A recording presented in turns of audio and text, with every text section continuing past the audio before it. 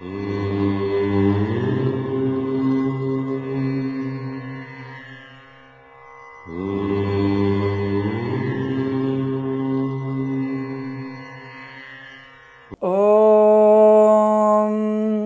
శ్రీ గురుభ్యో నమః. హరి ఓం. సర్వమంగళమాంగళ్యే శివే సర్వార్ధసాధికే శరణ్యే త్ర్యంబికే గౌరీ నారాయణి నమోస్తుతే. అందరికీ నమస్కారం. ముందుగా అందరికీ ఒక విజ్ఞప్తి. ప్రతిసారి చెప్తున్నటువంటి మాట మళ్ళీ చెప్తున్నా నేను. మాసవారి ఫలితాల్లో తేడాలు, సంవత్సర ఫలితాల్లో తేడాలు, వారాల్లో వచ్చేటువంటి వార ఫలితాల్లో తేడాలు మీరు చాలా బాగా గమనించాలి. ఈ మధ్య ఒక వ్యక్తి మంచివాళ్లే బెంగళూరు నుంచి ఇంగ్లీష్లో కొంతవరకు వారి యొక్క స్థితిని చెప్పారు. How can I believe the astrology perfect? If you are interested you can believe. I'm giving the information about that everything of astrology. Who are the people are interested and believe persons only. But I am very sorry to say that I am not excellent in English. I am not fluent in English. At the same time, my only intention is nothing but provable with science. Astrology is the science with a good predictions, which is our believeness. So మనము నమ్మాల్సిన అవసరం ఉంటుంది. మనకు శాస్త్రాన్ని నమ్మకంతో ముడిపడాలి. సముద్రంలో దూకినప్పుడు ఎంత లోతుంటుంది అనేది విషయం కాదు, ఎంతవరకు ఈదగలను నేను అనేదే ముఖ్యంగా మనం తెలుసుకోవాల్సినటువంటి పరిస్థితి. ఉపన్యాసం ఇవ్వటం లేదు నేను.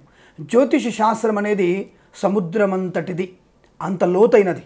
దాన్ని అవగాహన చేసుకొని చెప్పబడేటువంటి ఫలితాలని మనకు అనువయించుకోవడమే ప్రధానంగా చెప్పబడుతుంది. కాబట్టి మీరు జ్యోతిష శాస్త్రాన్ని నమ్మిన వారికి సౌకర్యవంతంగా ఉండవచ్చును, నమ్మని వారికి అసౌకర్యంగా కనబడవచ్చును.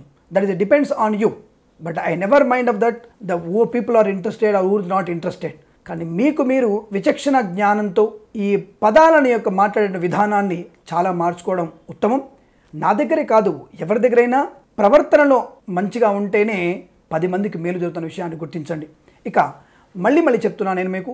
మాస ఫలితాలు, సంవత్సర ఫలితాలు, రోజువారీ ఫలితాలు, వార ఫలితాల్లో తేడాలు ఖచ్చితంగా ఉండే అవకాశం ఉంటుంది. ఇతిమిద్దంగా ఈ మాసం మొత్తం బాగుంటుంది అని చెప్తాం. కానీ ఆ మాసం మధ్యలో ఏ కుజరాహుల యొక్క సంయోగం కలిసి చంద్రుడు కనుక చతుర్థ స్థానంలో నీచ క్షేత్రాన్ని పొందినట్టయితే ఆ రోజున వాహన ప్రమాదం జరుగుతుంది అనేది చెప్పబడుతుంది. కానీ నెలవారీ మొత్తంలో కొత్త వాహనం కొనుక్కునే అవకాశం ఉంటుంది. గురుయోగం బాగా ఉంటుంది, శుక్రుడు అనుకూలంగా ఉన్నాడు, రవి బలం బాగా ఉంది, కాబట్టి వాహన సౌఖ్యం బాగుంటుందని చెప్పడం కరెక్ట్గా ఉంటుంది. వారంలోకి వచ్చేసరికి ఈ వారంలో ఏదైనా ఒక రోజు మీకు వాహన ప్రమాదం జరిగే అవకాశం ఉంది, జాగ్రత్త వహించండి సూచన.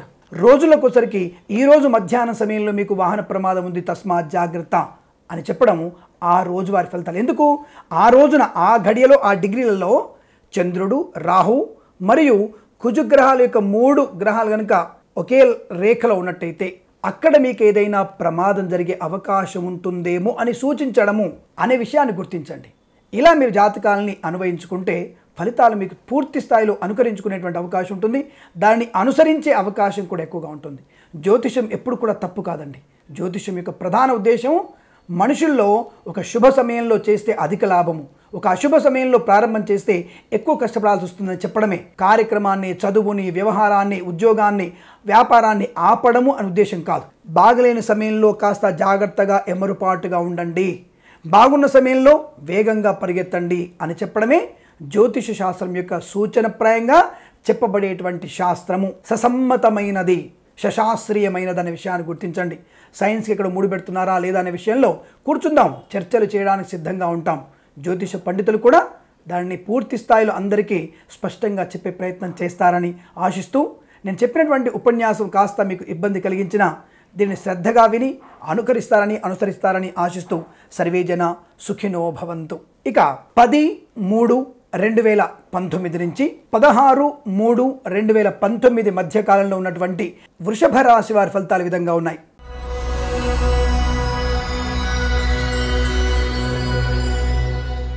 ధనయోగము, వ్యవహార లాభము ఉన్నప్పటికీ ఆరోగ్య విషయంలో కాస్త ఇబ్బందులు. ఔషధ సేవ తప్పకపోవచ్చును. వాహన ప్రమాదం పొంచి ఉంది, జాగ్రత్తగా ఉండండి. ప్రయాణాలు వాయిదా వేసుకోవడమే ఉత్తమంగా చెప్పబడుతుంది.